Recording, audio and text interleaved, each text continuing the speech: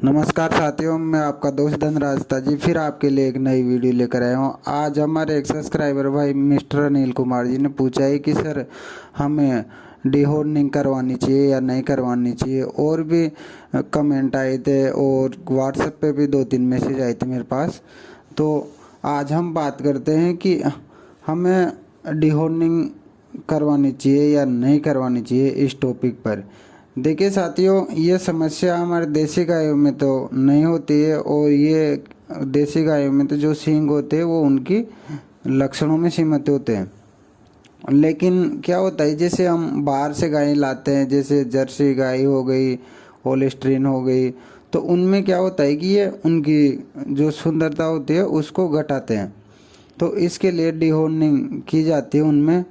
और ये क्या होते हैं कि अगर उनमें आते हैं तो एक छोटा आता है, एक बड़ा आता है, ऐसे मतलब, या एक आता ही नहीं है, तो ये ऐसे करके उसकी सुंदरता घटाते हैं।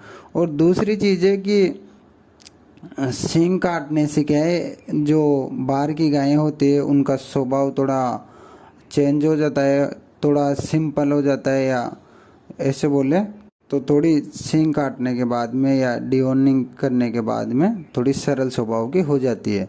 नहीं तो अगर उनके अपन जो डीहॉर्निंग नहीं करते या सींग नहीं काटते तो वो क्या होता है, थोड़ी नकटी टाइप की होती है, थोड़ी चंचल ज़्यादा होती है, इसलिए उनमें डीहॉर्निंग की जाती है।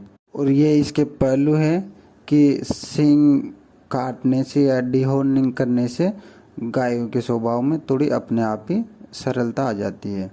और अब हमारी भारतीय संस्कृति के हिसाब से देखा जाए तो गाय को जलाना ये बिल्कुल ही गलत माना जाता है। तो चाहे हम कोई सी विधि यूज करें या कोई सी विधि से करें डीहॉर्निंग, उसमें हमको जो वहाँ से सींग उगते हैं वहाँ उस पार्ट को थोड़ा जलाना पड़ता है, इसलिए ये बिल्कुल ही गलत है। और अगर हम गाय के मोल भाव के हिसाब से देखें तो हम कर सकते हैं, क्योंकि अगर जो बाहर की गायें होती है उनके अगर डीहॉर्निंग नहीं करेंगे तो उनकी सुंदरता कम होगी, थोड़ी उग्र स्वभाव की होगी, तो उसका मोल भाव अपने आप ही घट जाएगा। ये होनर के ऊपर होता है। और अब हमारे सोनू मीणा जी ने पूछा है कि सर हमें सींग रोदन की प्रक्रिया कितने दिन के बछड़े में करना चाहिए और या नहीं करना चाहिए, सही समय क्या होगा इसका। इस पे क्वेश्चन भी आए थे, किसी भाई ने मेरे पास क्वेश्चन भी भेजा था व्हाट्सएप पे।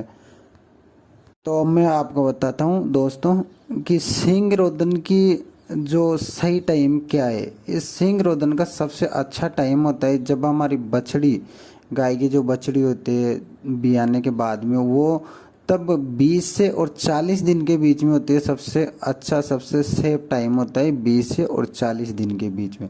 20 दिन से पहले भी नहीं करवाना चाहिए, क्योंकि जो उसकी कलिकाएँ होती है सींग की वो बहुत मुलायम होती है, तो तब भी नुकसान हो सकता है, तब भी खराब है। और 40 दिन के बाद तो बिल्कुल ही गलत है। लास्ट मान लो कि अपन 45 दिन तक कर सकते हैं, नहीं तो इसके बाद तो बिल्कुल सही नहीं माना जाता है और सही नहीं रहता है।